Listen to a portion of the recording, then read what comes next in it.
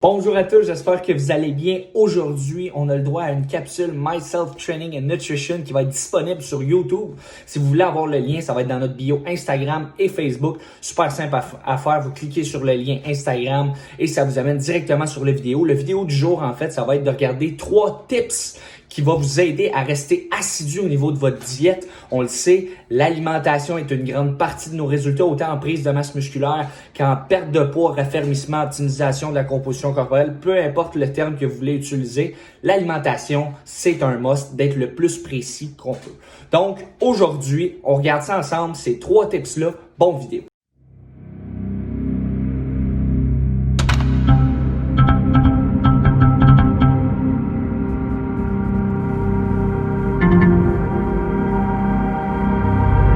De prime abord, en fait, là, je voulais mentionner aujourd'hui avec l'été qui s'en vient, les restaurants, toute la vie reprend son cours tranquillement, pas vite. On l'a pas eu facile durant le COVID-19 et tout. Il y en a beaucoup là que ça a été plus difficile. De ce côté-là, même moi de mon côté, là, c'est sûr des hauts, des bas. Je pense que c'est comme ça pour un peu tout le monde. L'optique, ça va être de rester le plus précis possible avec la réouverture de tous ces trucs-là que ce soit. C'est la même chose qu'un quelqu'un qui est acheteur compulsif, qui s'achète du linge sans arrêt, qui n'avait pas accès à ses salles d'essayage, tout le kit. Oui, en ligne, c'est le fun, mais il y en a qui préfèrent voir ça en vrai. Donc, on va réutiliser cette optique-là. C'est pas parce que les magasins réouvrent puis que tu peux aller essayer du linge, que tu vas tout acheter le linge. Même principe pour la nourriture et les restaurants. Les restaurants sont là, vont toujours être là par le fait même. Tu peux te faire livrer maintenant à la maison et tout. Donc, en tant que tel, c'est sûr que c'est pas pareil comme une expérience au restaurant, mais moi, ce que je vais vous conseiller, c'est d'avoir un équilibre, encore une fois, pour vous aider justement au niveau de vos objectifs. Parce qu'on s'entend que si les restos rouvrent, ton resto rouvre préféré, tu y vas, tout le kit, etc., mais tu peux pas y aller le jeudi, le vendredi, le samedi, le dimanche, dans l'optique d'avoir des résultats autant précis puis d'avoir autant justement des bons résultats que tu avais dans le passé en y allant seulement une fois aux semaines, aux 2 semaines, etc. Donc, simplement prendre conscience de tout ça justement que je viens de vous mentionner, puis on tombe dans les 3 tips. Let's go! Premier point qu'on va regarder ensemble aujourd'hui va être quand même assez simple. Ça va être le fait d'avoir un objectif précis. En fait, là, le fait justement d'être assidu, ça va être vraiment relié au fait d'avoir un objectif en tête. Ça, c'est la même chose, peu importe qu'est-ce qu'on fait, là, peu importe le milieu dans lequel vous êtes. Si vous n'avez pas d'objectif, on s'entend que c'est beaucoup plus difficile de continuer, puis d'être motivé, puis d'avoir de la constance dans tout ça. Donc, moi, ce que je vais conseiller normalement, autant pour moi que pour ma clientèle, mes clients, mes athlètes, etc., ce que je vais leur proposer, c'est simplement de se fixer des petits objectifs super importants. J'en avais déjà parlé dans les capsules précédentes, mais encore une fois, ça va revenir. Le fait d'avoir un objectif précis, donc de regarder, est-ce que c'est un objectif prise de masse musculaire, optimisation de la composition corporelle, donc justement le raffermissement par le fait même. Est-ce que c'est un objectif de compétition? Encore un autre coche un peu plus précis.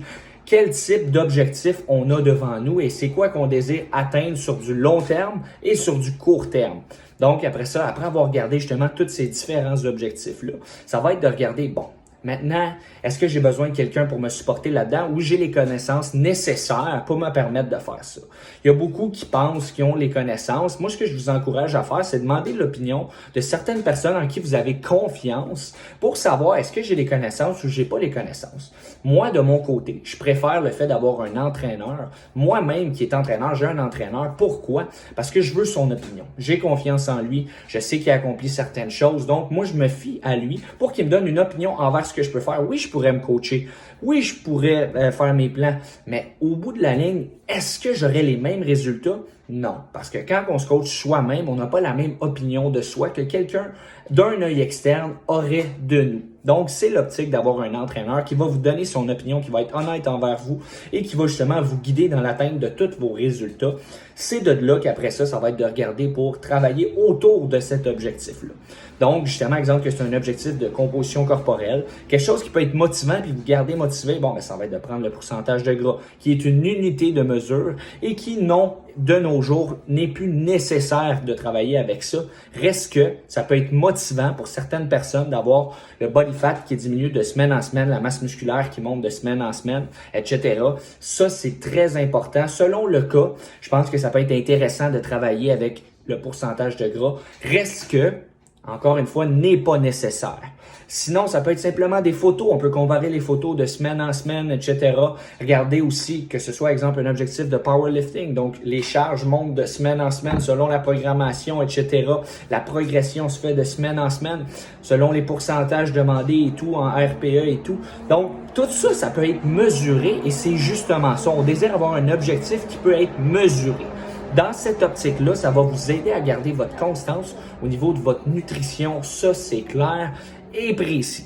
Donc, c'était le premier point. J'ai essayé de garder ça le plus simple possible, mais en gros, avoir des objectifs très précis et y aller vraiment étape par étape. Donc, premier petit objectif, deuxième petit objectif, troisième petit objectif qui nous amène à un gros objectif. Par la suite, ça va être de se refixer d'autres objectifs.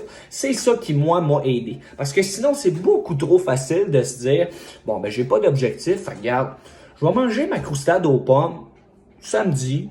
Puis regarde, si j'ai le goût lundi matin en me levant de manger ma croustade aux pommes, j'ai pas de but, fait qu'au bout de la ligne, ça fera pas de différence. Donc, voilà l'importance. Si tu auras un objectif, disons une compétition, etc., que ce soit powerlifting, bodybuilding, CrossFit, peu importe, tu ne mangeras pas ta tarte aux pommes parce que tu sais que ça va t'affecter sur tes performances. Encore une fois, il y en a qui la digèrent bien, cette tarte aux pommes-là. Donc là, il ne faut pas mélanger les trucs. Reste que ça va être important de comprendre que si elle n'est pas dans ton plan alimentaire, menu du jour, conseil alimentaire, peu importe ce que tu veux utiliser comme terme, moi, je te conseille de respecter tes affaires et avoir un objectif. Donc, voilà. Le deuxième point qui va être important de considérer aujourd'hui, en fait, là, c'est un point qui est déjà revenu dans le passé aussi. Mais là, ce que je voulais un peu l'approfondir, c'est un peu trop généralisé dans les autres vidéos, les autres capsules, excusez-moi. Donc, en fait, là, je voulais regarder avec vous, en fait, tout ce qui a trait aux gens qui nous entourent. Donc, en fait, là, nos amis, nos proches, etc. En fait, je pense que c'est super important d'avoir justement des personnes qui croient en nous et qui nous supportent, peu importe c'est quoi notre objectif. Où est-ce que je veux en venir avec ça? On a tous 18, 25, 30, 35, 40, 55, 60 ans, 65 ans. On s'entraîne dans l'objectif d'accomplir nos résultats.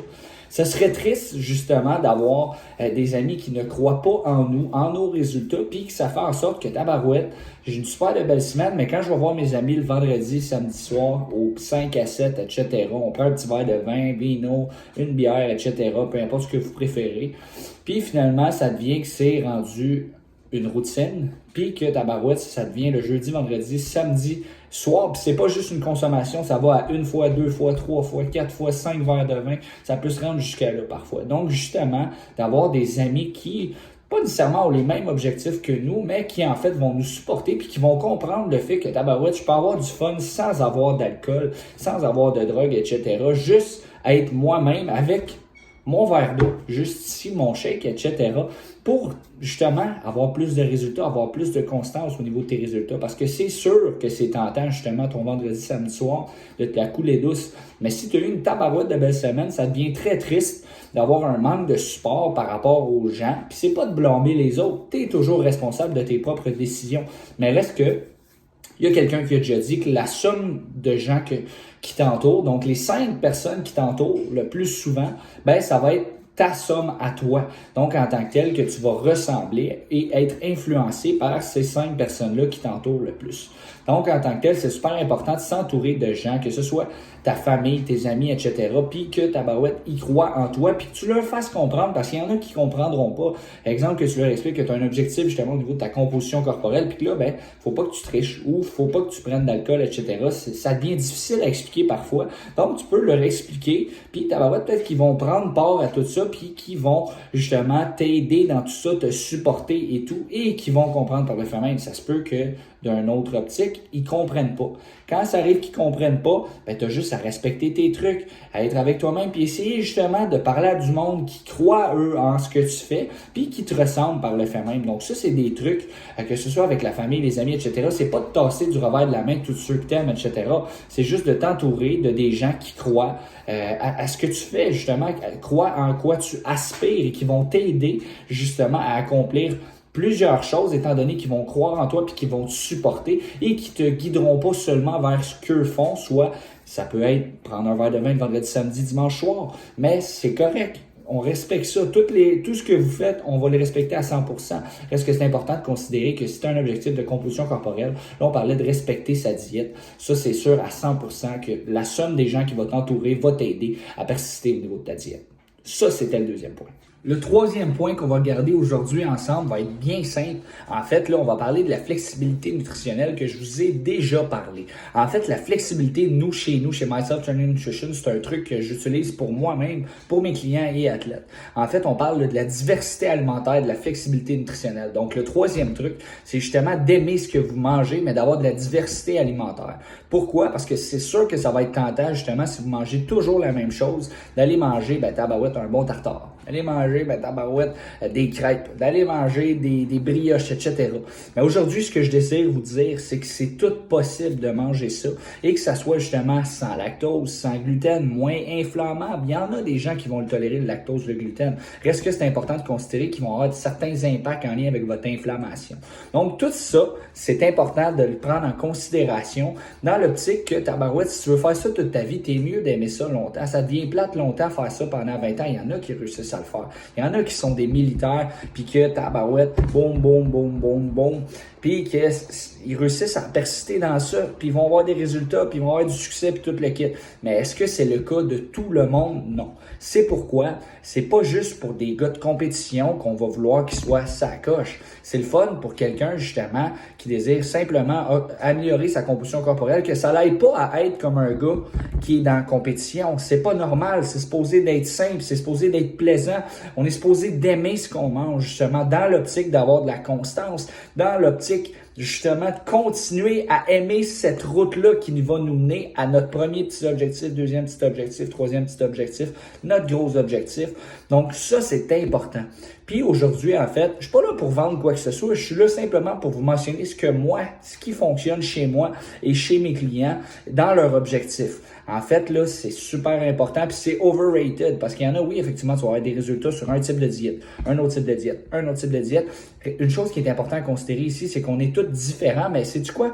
Notre corps s'adapte à la nutrition qu'on va lui donner. Fait que ça peut être une nutrition qui va aller dans un sens ou un autre sens.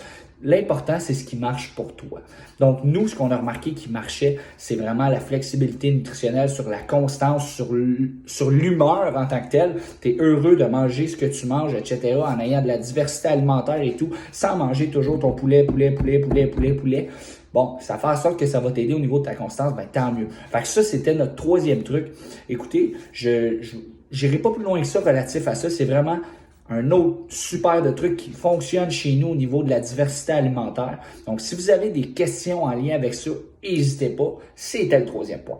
En conclusion, c'était en fait les 3 points à regarder. De 1, super important d'avoir un objectif précis, autant en prise de masse qu'en perte de poids. Super important. De 2, de regarder justement les gens qui nous entourent, puis de s'assurer justement que c'est des gens qui nous supportent dans nos résultats, peu importe quels qu'ils sont. Que ce soit, je pense, en santé générale, prise de masse musculaire, perte de poids ou un autre objectif, c'est super important que les gens nous supportent de base.